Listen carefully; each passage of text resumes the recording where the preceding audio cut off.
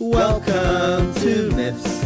I'm Matt Huss. And I'm Dan Rhodes. Whether you know about Theseus or you're revising your syllabus, If you want tales with a bit of jest, or you just want to hear about incest.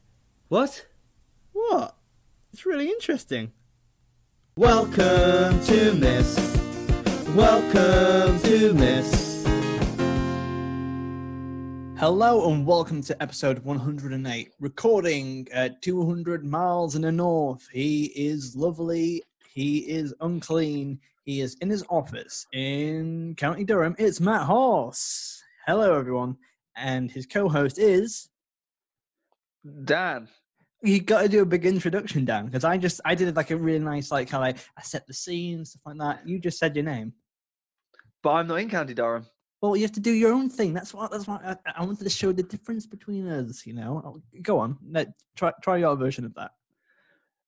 Live from a bedroom in Wimbledon, which is in London, it's Dan. I don't think you took that as seriously as I didn't take that wanted as seriously as you. No, No, you I didn't. didn't. No, I didn't. Well, welcome to the show, everyone. Hope you're doing good. It's still locked down for us. It's been, we are recording this kind of the week after, not the week after, the week of Boris's announcement of the loosening of it, but it's a bit weird at the moment. But Dan, how are you coping? You doing okay? I'm doing okay. I'm enjoying it. Life's good. Oh, that's very positive. Good to hear.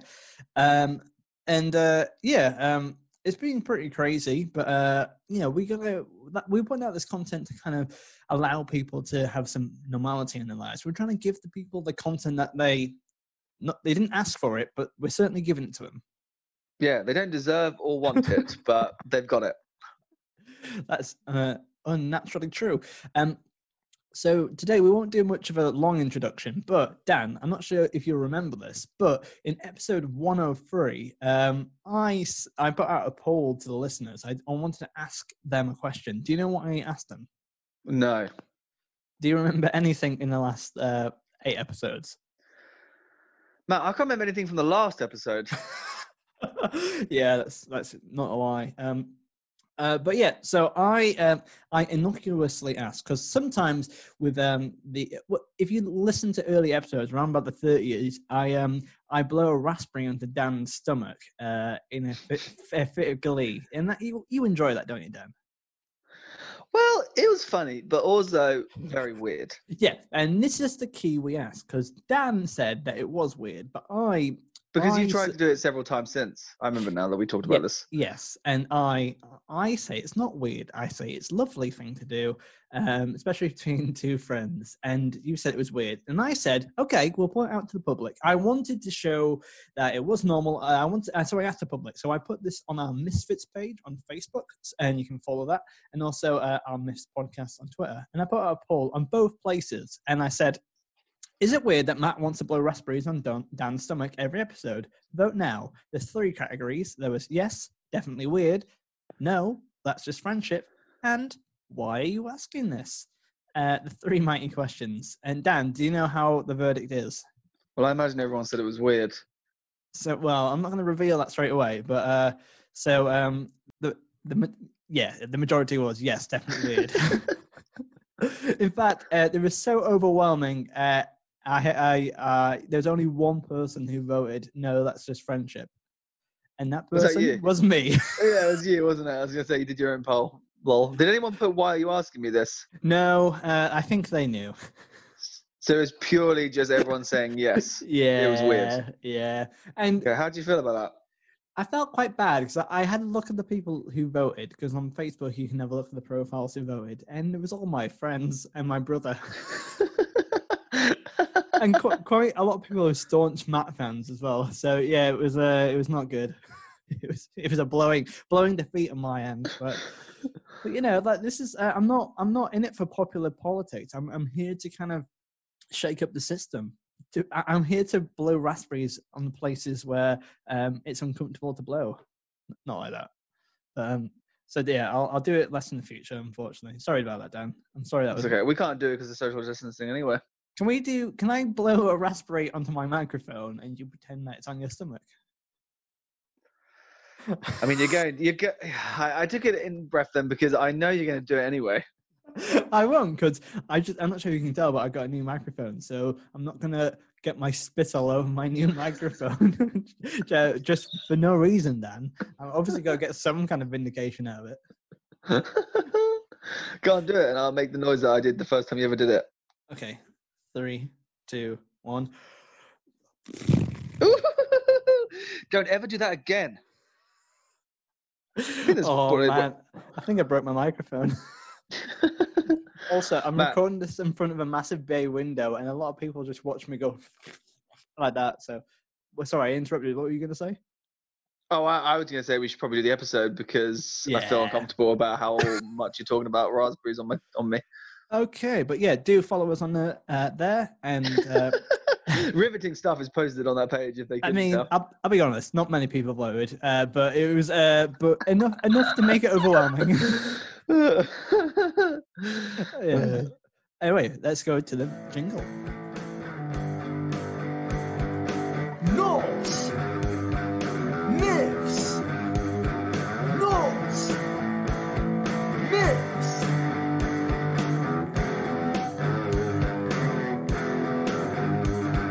Knowles! Myths!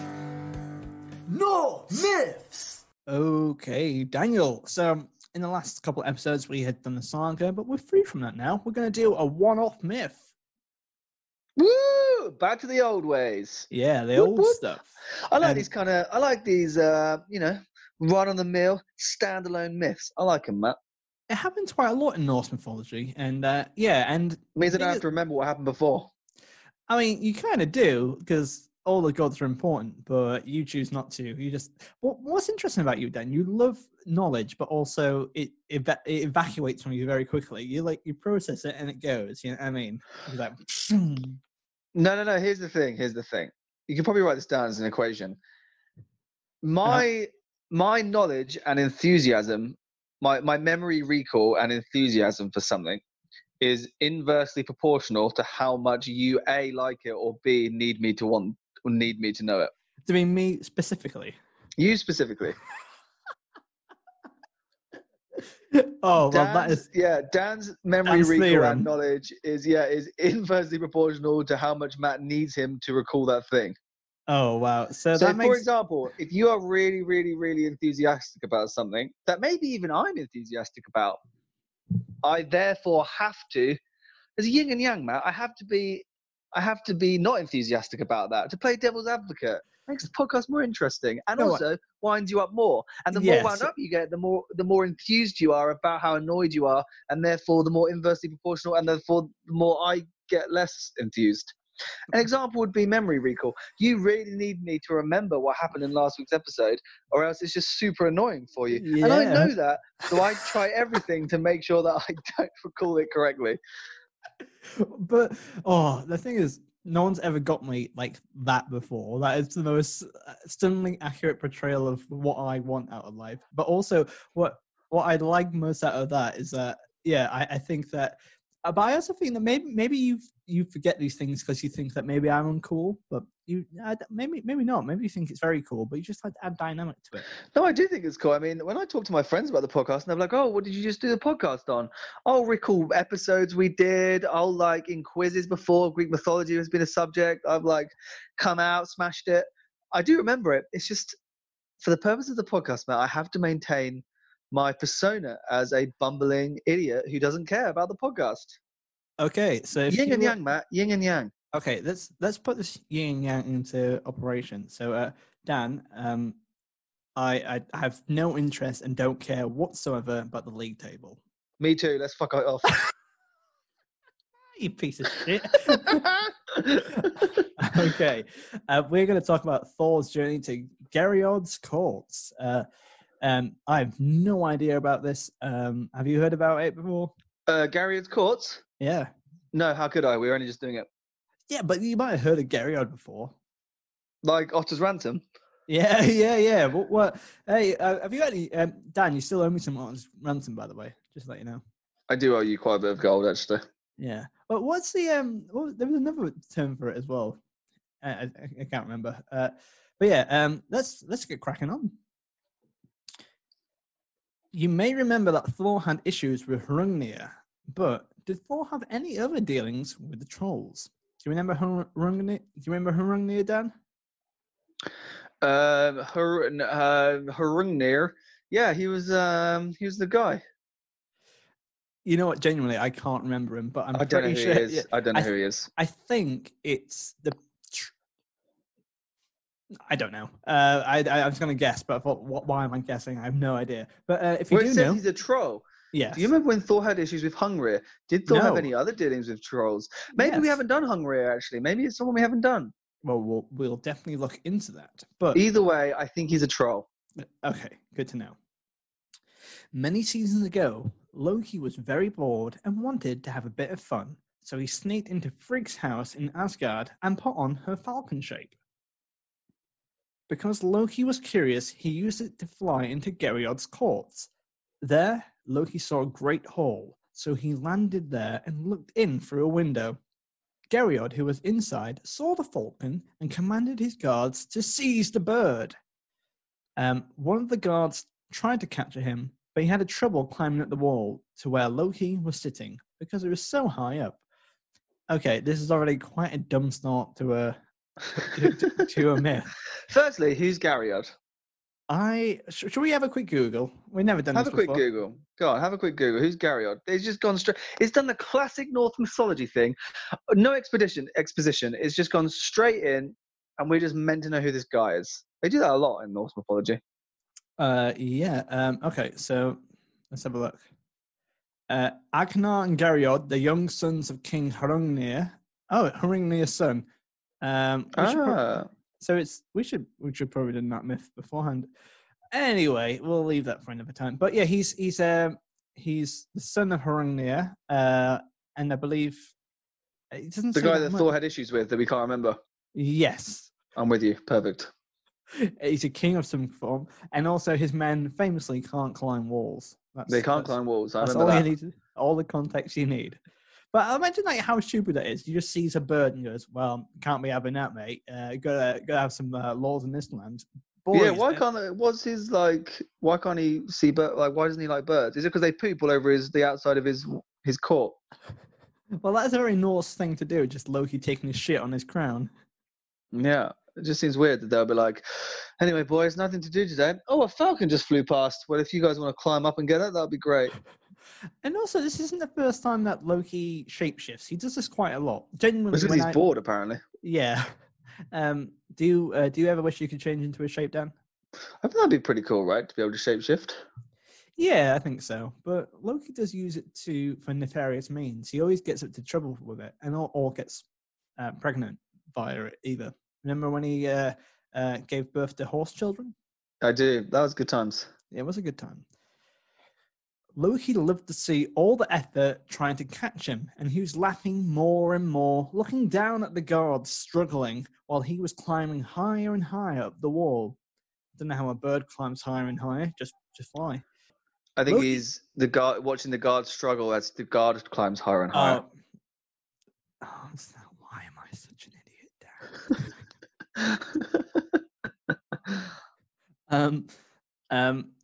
Loki sat there and waited until the very last moment before he decided to fly away. When the guard finally was at the same level, he rushed at Loki. But Loki was waiting for this, so he just spread his wings and began to fly away. But, to Loki's terror, his feet were stuck. Damn, what happened next? So he's trying to be like funny, but actually he's got himself caught, and now he's like, "Oh shit." What do you reckon? How do you reckon his feet were stuck? Like, do you reckon it was like bird paste or something? Yeah, like sticky glue, or maybe his talons got caught on something like a roof tile, and he can't fly away. You know, there's like, obviously I grew up in the countryside, and when I first moved to Canterbury, I realized in cities they have those like spikes on top of buildings to keep like pigeons off them. Isn't that sad? That is sad. Did you not know that was a thing? No, but when I first saw that, I thought it was like because we met each other in Canterbury, and in Canterbury it's like a cathedral town, and I thought genuinely it's like part of the Gothic like architecture. It's like, oh, that's pretty cool, nifty. These barbaric bird spikes. Yeah, exactly. Well, I didn't know it for birds either. I just thought I had a lot of bird poo on it. You just thought it was just general, just a Yeah, design. armor. You know, Huh. like you got to protect McDonald's, don't you? That's fair. Yeah, that's fair.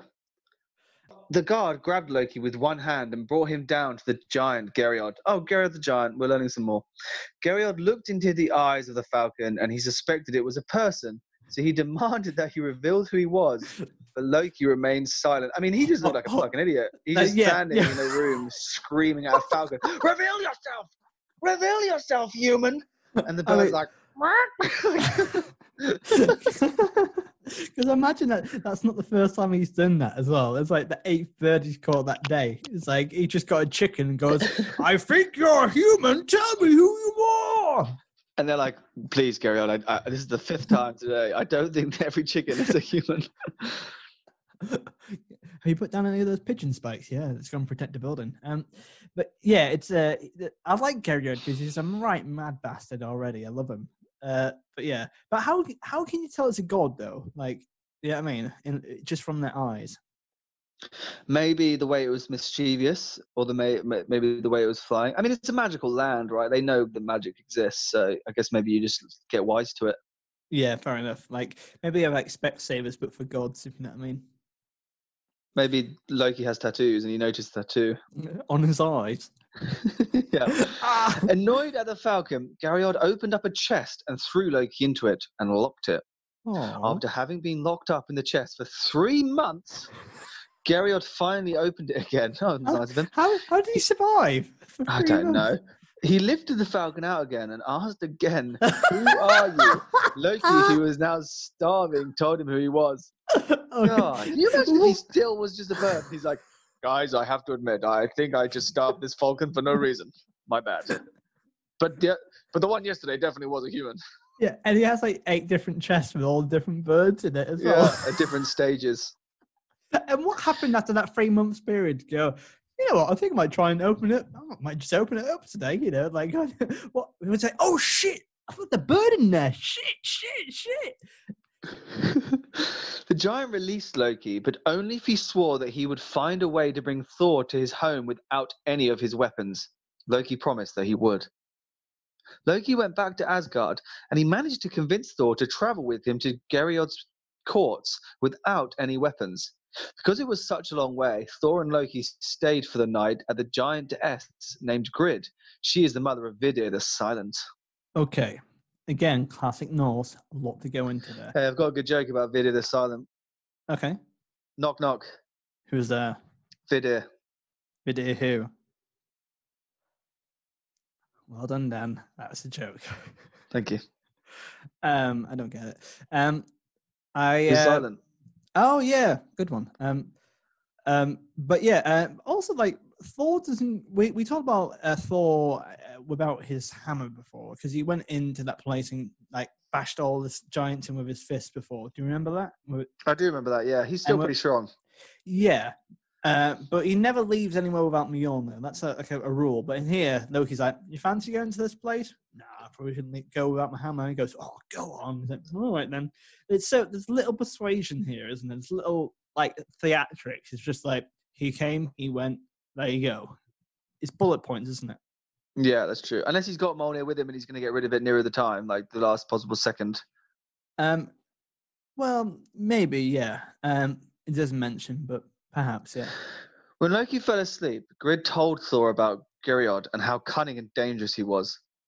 Grid lent Thor a belt of strength, a pair of iron gloves, and her staff called Gridarvol, which means Grid staff.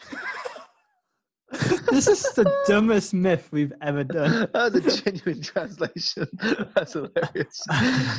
Also, right, Grid's like, "Whoa, you got to be careful of Gerriod. He's really cunning and dangerous." Wait, who? The person who locked up a bird in a chest? He's not cunning and dangerous, is he? No. Thor and Loki continued their journey at the break of light. They came to the river called Vimur, which means a great waterway. Here, Thor buckled on the belt of strength and supported himself against the current by placing Grid's staff on the downstream side. Loki held onto Thor's belt while he was walking across the river when they came the middle of the river, the water had risen so high that it reached to his shoulders. Then Thor spoke this verse. Are we doing that?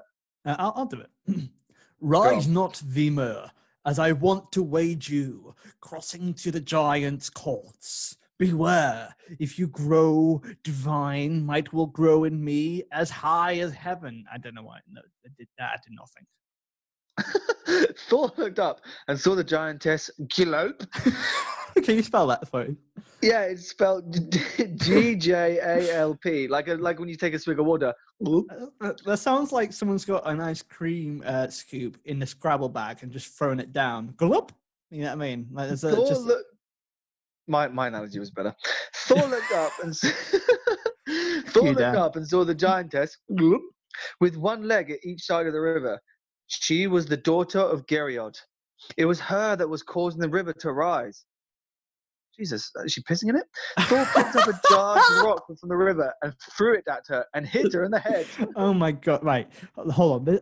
This myth is moving like 100 miles a minute, and it's going, and it's so archetypal. Like, so there's a giantess in the river. She's washing or whatever, causing it to rise. And Thor's like, "Could I talk to her? No, I'm just gonna throw a rock at her head." You know what I mean? There's so much unnecessary violence here. And we know we're just randomly throwing rocks if people get to you. Spoiler alert, Otter's ransom.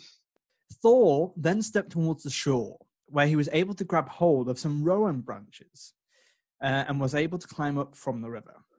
This event is the origin of the expression that rowan trees are for salvation. Yes, that famous expression. Hey, Dan, have you got any rowan trees recently? Yeah, no. You know what they say about Thor's salvation? Thor and Loki continued their journey downwards. Thor and Loki continued their journey towards Gerriod's courts and later arrived that evening. The guards directed them to a goat shed where they could stay for the night. But there was nothing inside, just one chair that stood in the middle of the room. Thor sat down in it. Okay, Dan, I realise that we've already done this myth. No, we haven't. I think we have, because we've already... this is the one where Gerriod's the one... I thought I recognised him. Gerriod, he's about to get the staff, and we've already done this myth, Dan. But hang on, I don't think we have. You know, remember he has to go out his weapons, and he has to smash the thing. It's the one before Mjolnir. It's like episode 94. You know, he gets the staff, and he uses it against the roof. Yeah. Is that this one? Hang on, I just want to see if it mentions this. It should have said down before. Shit. Oh shit, Dan. Down.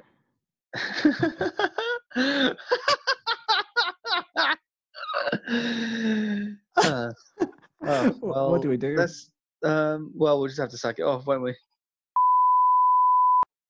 Okay. Hello, Misfits. You might have realized before we did, however, we have just realized during the recording of this that we have already covered this myths episode. It was episode 91, and it was vastly different introduction to the story we were telling. And this is unprecedented, isn't it, Dan?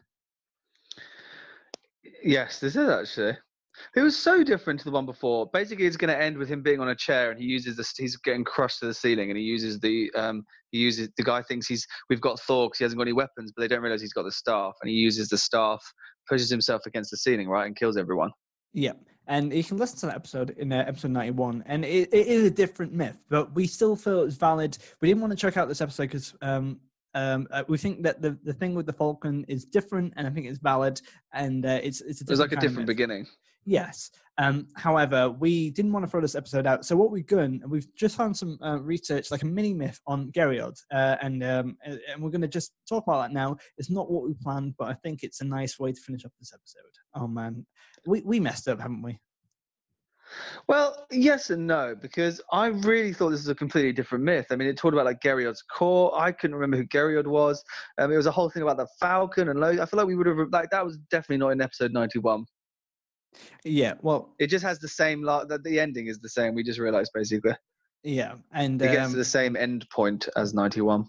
Yeah, but let's just move on. You know what? This is a podcast with we're raw. You know, what I mean, we kind of roll the punches. We're cool.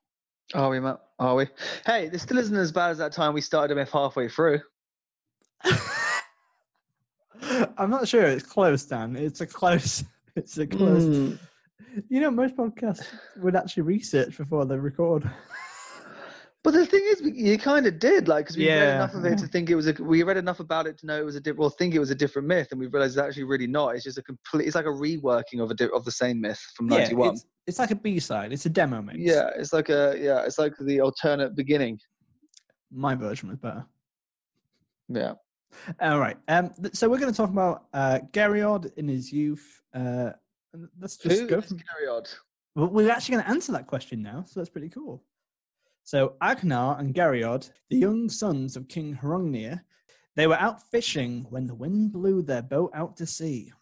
In the dark, their boat was blown ashore and wrecked. A farmer and his wife found them and took them in for the winter. The following spring, the farmer gave the boys a boat in which to make their way back home. As the boys prepared to leave, the farmer spoke privately to Gerriod. These are nice farmers. I like these guys. It's nice that it's just like, oh, you bought shipwrecked, stay with us for a whole season. Like, that's nice. Yeah, exactly. A breeze sprung up and carried the boys to their home harbour. Gerriod, who was forward in the boat, jumped ashore and pushed the boat back out, saying to his brother, Oh, I'm trying to think of what voice Gerriod should have. well, he's a giant, but maybe he's like, don't know, maybe slightly like Spanish. I don't know. Oh, like that, the guy I did the other day. Or last few weeks ago. Okay, set me up again. I'll try it. Gerriod, who was forward in the boat, jumped ashore and then pushed the boat back out, saying to his brother, Go where trolls will take you. The boat and Agnar were carried out to the sea. He just sold his brother back out. Just saw his brother, yep. Gerriod went up to the hall and was greeted joyfully. His father had died, and Gerriod was taken as king. Again, pretty instantaneously. So I guess he kind of killed, he sold out his brother to become king, I guess. Yes, yeah. But where's his brother gone? I don't get why where his brother's gone. He's just pushed him out to sea. His brother can He's just just grow in back. the sea. Yep, just in the sea. It'd be quite funny. He's like, well, I can just get out here as well. I'm a giant. Like, you know what I mean? I don't get it. I can't. Just get out and swim. I don't know. I don't get it. Odin and his wife, Frigg, were sitting on the high seat of Hilaskif, looking out at all the worlds. Odin said, Do you see your foster son, Agnar? He's raising children with a giantess in a cave. But Gerriod, my foster son, is king. Frigg said, But he is so stingy with food that he tortures his guests if he thinks that too many have come. Odin decried such a great slander and made a wager with Frigg that the story was false. Okay, a lot to read in here. Firstly, that they're both the sons are foster children of the high gods, which is kind of weird. And he's been stingy with food, so they put a little wager on. Interesting. Frigg sent her handmaiden to Gerriod with the message that a wizard Sorry, I don't know why I put such emphasis on the word wizard. Frigg sent her wizard. Frigg sent her wizard, Harry. Yeah. Frigg sent her handmaiden to Gerriod with the message that a wizard was arriving in the country to bewitch him. Meanwhile, Odin travelled to Gerriod's land, covered in a dark cloak, and calling himself Grimnir. Grimnir was brought before Gerriod and questioned, but Grimnir refused to say anything. To force Grimnir to speak, Gerriod had 2 roaring fires built and bound Grimnir between the fires. For 9 days, he loves keeping people captive. What? For 9 days, Grimnir sat roasting between the fires, so scorched that his cloak burnt off of him. Okay, well, I'm glad we actually did the 2 myths as we did, which we intentionally planned for. But what we do see is that we see, firstly, Odin in disguise again. He loves it going as an alter ego, but also as you mentioned, he loves to Gerriod loves to kind of hold people captive, and that's probably why he knows. He looks into Loki's eyes. You can tell he's a god as well. He's seen it before. You know what I mean? Yeah, that's true. See, here's the context. Nice, isn't it? Planned from the start. We are very, well, we're working your mind, guys. Whoa. Gerriod's young son, who was called Agnar after the king's brother, realized that the king was acting wrongly towards his guest. So, Agnar went to Grimnir between the fires with a horn full of drink. he's been on the pyre for 9 days, and his son's like, I don't think this is all right behavior, is it? It's taken him 9 days. I'm going to call a stop to this now. Oh, how good of you, Agnar. How morally just. Grimnir thanked the boy, saying, For one drink, you shall never get a better reward. Grimnir prophesied that Agnir would soon sit on the throne. Grimnir then showed his range of knowledge to the boy, describing details of the lives and lands of the gods and other supernatural beings. Anyone paying attention would have realized that only Odin would have known all these things. Grimnir finished by saying to Gerriod, Now you may see Odin. Approach me if you can. Gerriod sat with his sword in his lap. When he realized that his visitor was Odin, he stood to pull his guest away from the fire, but his sword slipped from his hand, hilt downward. The king lost his footing and fell forward. The sword skewered him, and he was killed. Odin disappeared, and Agnir became king and ruled for a long time afterwards. So that's what happened to Gerriod. I thought Thor killed him. Yeah, I thought Thor did kill him. So maybe Gerriod lives on many different lives. This is interesting. Yeah, I thought Thor threw the pillar at him and killed that. And then in both myths, 91 and the one that we thought we were doing, that's why we thought it was the same myth, right? Because it's about how he kills Gerriod. Yeah. Well, by all accounts, this episode was an absolute shambles. Absolute shambles. Absolute write-off. But we didn't write off. This will forever live in infamy as the worst podcast. Oh my God. Well, actually, I think it's got quite a lot of merit here. Bearing in mind, so basically, we did 2 myths. We've done 4 myths today, but actually only did 2 of them. Should we go and rank it?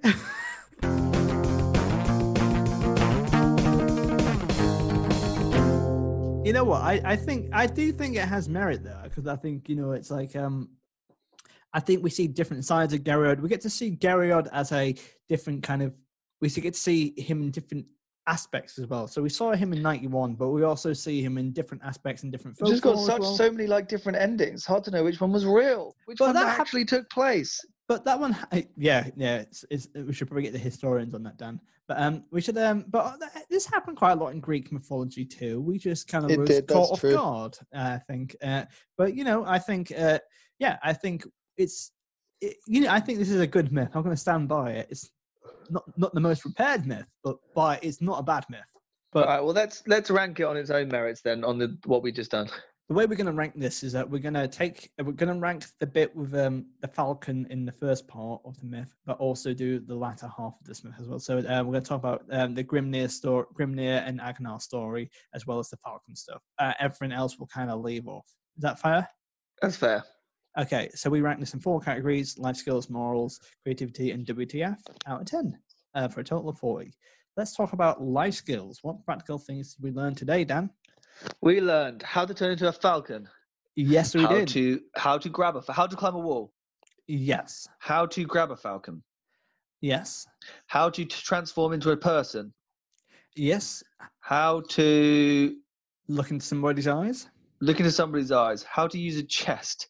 How to torture someone between 2 fires for 9 days. How to general interrogation as well, getting information out. And that actually, we learn a lot from that. He's able to do it on 2 counts.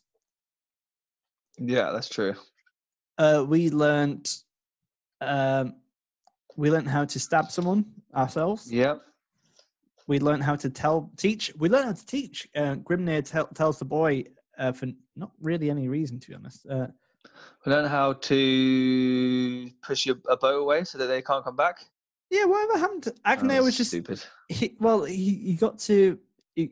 hung out with a giantess in a cave. Yeah. I learned how to. I guess we learned that. It's okay. Do you know what I mean? Oh, we learned how to throw a rock at a giantess as well. Yeah, that's true. What do you think? 6. 6 from my gut. I'd say. But it's decent Yeah. though, isn't it? Though. Yeah, give it a 6. Just a bit above average.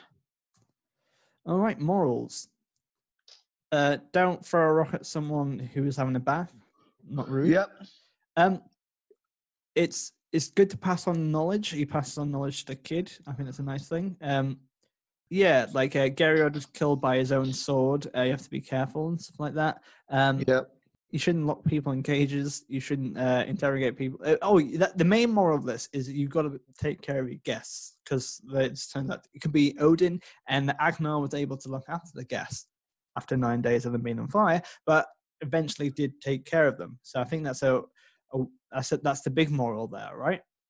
Yes, exactly. That's true.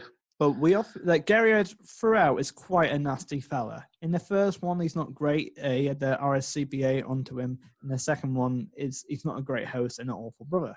So, yeah. Also, Did you say the RSCBA?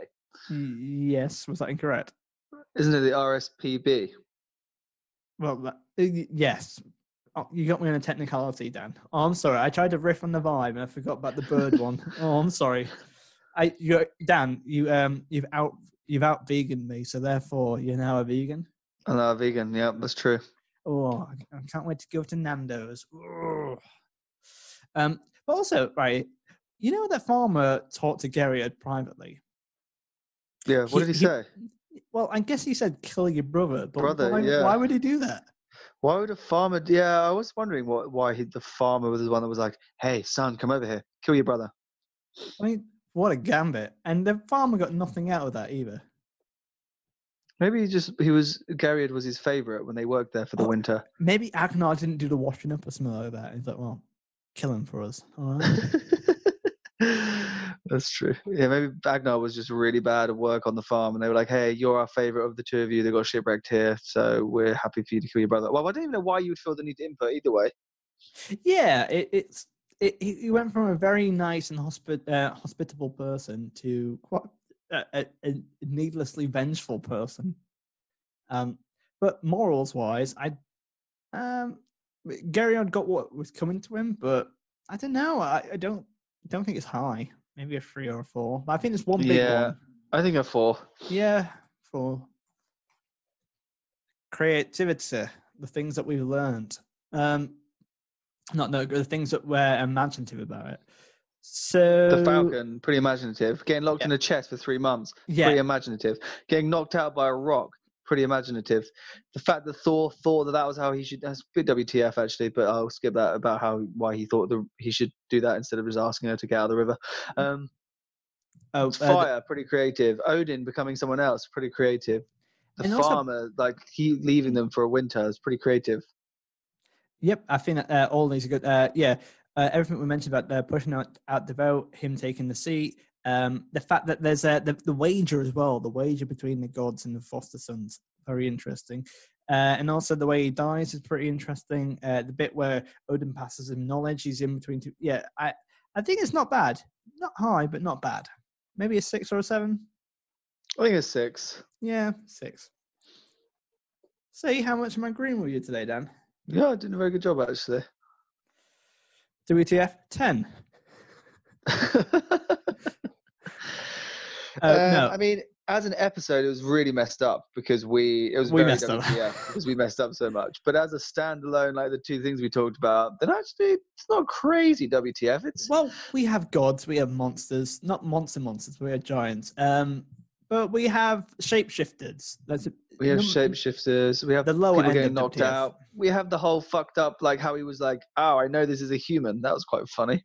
Yeah, read into his eyes. And how he locked him up in a chest. How he for 3 months. The fact that Agnir took 9 days before he was like, "Okay, I don't think this is correct. That we're burning this guy." That's the most messed up part, I think, because that's a sociopath there going, "Oh, I think we should let him out now." It's like, that's weird, man. It was pretty WTF that the farmer was the one that convinced Gerriod to kill his brother. And the way that he killed his brother, like his brother's incapable of getting out of a boat. And yes, that as well. Also, the fact that he dies on his own sword, like that's really random. You know what I mean? That was random. Yeah. It's not. There's a couple of deaths, but hit him with a rock. I don't think it's massive. I'm tempted to say pretty average. I'm tempted to say 5. Five? I think this is the Five? sort of thing we look for a run of the mill. Do you reckon Myth. it's not a 4, maybe? Because I think It's pretty average, though, isn't it? Would you say this is not pretty like down the middle? yeah, fine, 5. So that's that up. That's 6. 21. No, I'm gonna do what's annoying you. I'm gonna get out my calculator. 6 Okay. plus 4 plus 6 plus 5 equals. Oh, I didn't actually get this 21. All right, Dan. I'm mortally embarrassed by that, but that's 21's not a great score. But I think, bear in mind, we were able to pull out a myth after that. I think we're fine. I'll take anything at this point.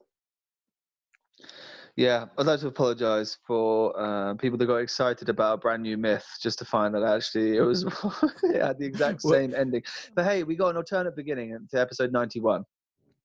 Yeah, We'll call this 91.5. You know, like the Spider-Man universe, where there's lots of different Spider-Men in different universes. Like, I think that we should do that with myths, where there's like different versions of us, different versions of the stories and stuff like that. So instead of like Gerriod, like from Amazing Spider-Man, we have Gerriod in Ultimate Spider-Man, and in that universe, Matt Hoss is really cool and sexy. Yeah, that's actually the best analogy you've ever done, and I think it's because it was about Spider-Man. And there's one thing you never get wrong, it's Spider-Man. Oh yeah, I, you know what? Any Peter Parker knowledge, I'm all over it. Or Miles Morales. So yeah. Oh god. You know what? I think this is the most sexy episode I've ever done. Funny. Oh, all right. Thank you so much for listening. You can obviously follow us on all the social media. Follow us at Myths Podcast and join in at the Misfits fan club, Misfits fan club. You can join in more polls and stuff like that. We'd like to do fun, silly stuff. If you've got any fan art, just throw it on there. And also send us an email at misspodcast@gmail.com. You can also give us 5 stars on iTunes. Please do it. Absolutely helps us. Anything else to add, Dan? Yeah, you can email us at misspodcast@gmail.com with how stupid you thought this episode was. Yes, that'd be really good. That'd be really handy. Although, to be honest, if this is the first, again, I always say this, if this is the first one you're listening to, then you've only got yourself to blame. Other people that have listened to all the other episodes will know that this is not a surprise to them, that we got halfway through a myth to realize we'd already done it. It's actually vintage Hoss and Rose, actually. Yeah, it's pretty vintage myths. So actually, you guys are in for a treat if this is a new episode. What's really nice is that after so long, we've been on 108 episodes, and we're still messing up. We still got that chemistry down. And we're still, we're fallible. We're only human. We make mistakes. Yeah, and I think if anything, that it makes it more endearing. But thank you so much for listening. I've been Matt Hoss. I'm Dan Rhodes. And we will mess up in next week. Take care. See you soon. Bye. Myths. Myths. Myths. Myths. Myths. Myths. Myths. Myths.